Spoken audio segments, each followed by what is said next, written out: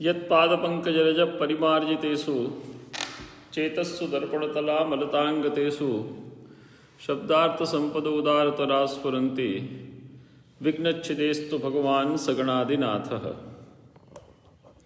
मित्रों, आचार्य आनंदवर्धन प्रणीत ध्वन्यालोक का लोचन सहित पाठ चल रहा है। प्रथम उद्योत में ध्वनि कारिका पर विचार करते समय हम लोगों ने अलंकारों में ध्वनि के अंतर्भाव पर लगभग विचार पूर्ण कर लिया है। इसके बाद आचार्य अभिनवगुप्त ने लोचन में कुछ सामान्य तर्क प्रस्तुत किए, जिन सामान्य तर्कों के आधार पर जो अवशिष्ट अलंकार हैं, व्याजस्तुति इत्यादि, जिनमें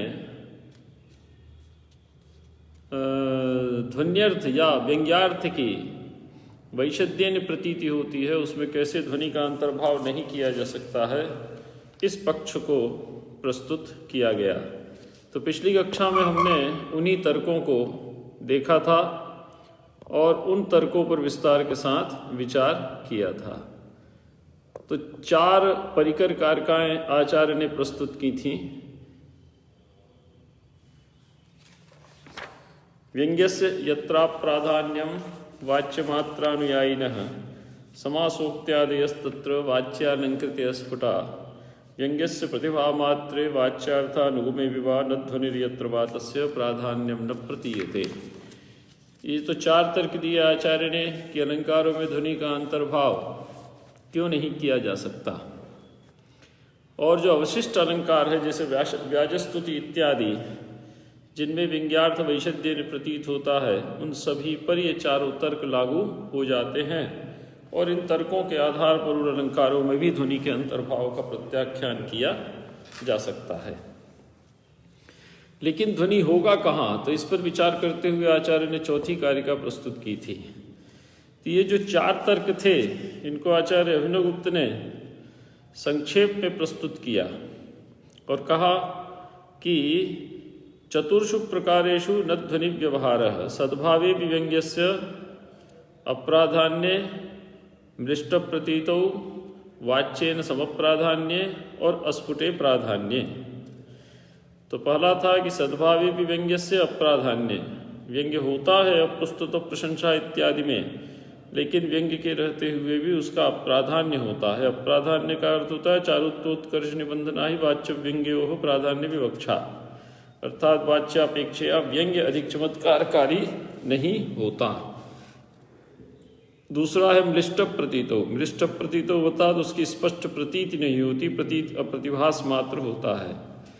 और तीसरा है वाच्य न समप्राधान्य, वाच्य के साथ यदि उसका समप्राधान्य होगा, जैसे अप्रस्तुत प्रशंसा में, तो समासोक्ति में तो अप्राधान्य है, लेकिन अप्रस्तुत प्रशंसा में समप्राधान्य। अप्रस्तुत प्रशंसा के जो 4 भेद हैं, कार्य निमित्ते सामान्य विशेषे प्रस्तुते सति तदन्यस्य वचः, तो कार्ये प्रस्तुते तदन्यस्य कारणस्य वचः, कारणे प्रस्तुते तदन्यस्य कार्यस्य वचः, और निमित्ते प्रस्तुते तदन्यस्य नैमित्तिकस्य वचः, और नैमित्तिके प्रस्तुते तदन्यस्य निमित्तस्य वचः। ये जो 4 प्रकार की अप्रस्तुत प्रशंसा है, इनमें तुल्य प्राधान्य होता है वाच्य और व्यंग्य का, समप्राधान्य होता है, और समप्राधान्य होने के कारण उसमें ध्वनि का अंतर्भाव नहीं किया जा सकता। और अंत में है अस्फुटे प्राधान्य, जिसमें प्राधान्य अस्फुट होता है। तो इस प्रकार से इन 4 तर्कों के आधार पर अलंकारों में ध्वनि का अंतर्भाव नहीं किया जा सकता।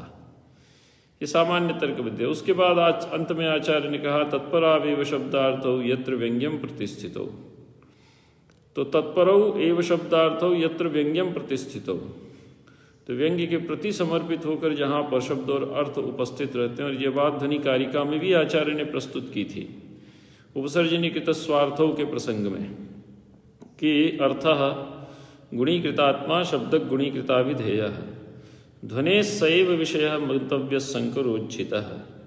तो संकरोज्झित का विवेचन आचार्य ने यहाँ पर किया है। कहते हैं कि क्व तर्हि असौ इत्याह तत्परौ इति, तो ध्वनि कहाँ होगा, तो उसके लिए आचार्य ने कहा कि जहाँ पर शब्दार्थो तत्परो, तत्परो अर्थात उस ध्वनि को प्रतीत कराने के लिए समर्पित हों।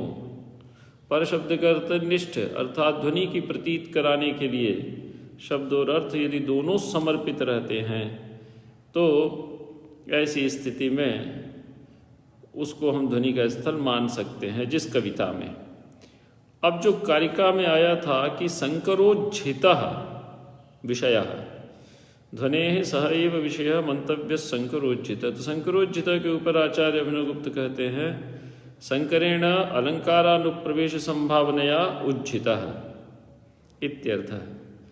अर्थात इन स्थलों पर जो अलंकारानुप्रवेश संभावना अर्थात समासोक्त्यादि अलंकार जिनमें वैशद्येन व्यंग्यार्थ की प्रतीति होती है उनके प्रवेश की संभावना नहीं रह जाती, उनकी उपस्थिति की संभावना नहीं रह जाती। तो संकरेण अलंकारानुप्रवेश संभावनया उज्झितः परित्यक्तः इत्यर्थः। या संकरालंकारेणेति त्वसत् अन्य अलंकारोपलक्षणत्वे ही क्लिष्टम स्यात्। तो संकरालंकारेणेति तु असत् अन्यालंकारोपलक्षणत्वे ही क्लिष्टम स्यात्। तो संकरोज्झिता का अर्थ है कि वहाँ पर संकरालंकार के प्रवेश की संभावना अन्य अलंकारों के प्रवेश की समासोक्त्यादि अलंकारों के अनुप्रवेश की संभावना वहाँ पर नहीं रह जाती। वहाँ केवल और केवल ध्वनि प्रधान रूप से चमत्कारकारी होते हुए उपस्थित रहता है। तो ये बात आचार्य ने यहाँ पे प्रस्तुत की थी। लेकिन बीच में जो एक पक्ष आचार्य ने प्रस्तुत किया था इसके पहले वो था भावालंकार का। तो भावालंकार का पक्ष प्रस्तुत करने के लिए आचार्य ने यहाँ पर आचार्य रुद्रट के काव्यालंकार से कारिका प्रस्तुत की, जिस पर हमने पिछली कक्षा में विचार किया था। यस्य विकार प्रभुवन अप्रतिबंधस्तु हेतुना येन गमयति तमभिप्रायम तत्प्रतिबंधं च भावोऽसौ। इसको भाव कहा जाता है। इस पर हमने पिछली कक्षा में विचार किया था। लेकिन यहाँ पर आचार्य का कहना है कि जहाँ कहीं भावालंकार होता है इस प्रकार का, उसमें प्राधान्य किसका होता है? वाच्य का ही प्राधान्य होता है, व्यंग्य का प्राधान्य नहीं होता। तो कारिका में आचार्य क्या कहते हैं कि यस्य विकारः प्रभवन अप्रतिबंधस्तु हेतुना येन। तो येन हेतुना यस्य अप्रतिबंधः विकारः प्रभवन तम अभिप्रायम गमयति और तत्प्रतिबंधम तम अभिप्रायम गमयति, या तम अभिप्रायम और तत्प्रतिबंधं च गमयति असौ भावः। तो यहाँ अप्रतिबंध शब्द का अर्थ है नियत रूप से। अप्रतिबंध का अर्थ क्या है? नियत रूप से।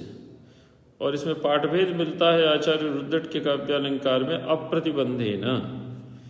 यदि अप्रतिबंधेन को हम पाठ मानते हैं तो यह हेतुना का विशेषण बन जाएगा, और अप्रतिबंध को यदि हम पाठ मानते हैं तो विकार से तात्पर्य है कार्य। तो ये किसका विशेषण बन जाएगा? कार्य का। और कार्य का यदि ये विशेषण बना, हेतु विकार का यदि ये विशेषण बना, तो ऐसी स्थिति में हेतु और विकार अर्थात कारण और कार्य इन दोनों के बीच हेतुमत भाव की स्थापना की जा सकेगी।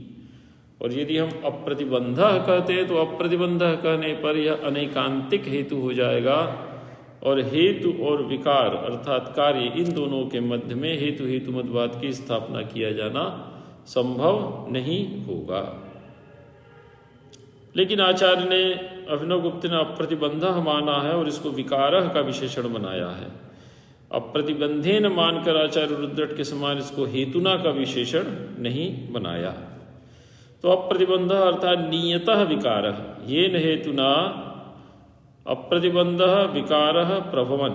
यस्य अप्रतिबंधः विकारः प्रभवन उत्पन्न होता हुआ तम अभिप्रायम गमयति तत्प्रतिबंधं च भावोऽसौ। तत्प्रतिबंधम तम अभिप्रायम या तम अभिप्रायम तत्प्रतिबंधं च गमयति।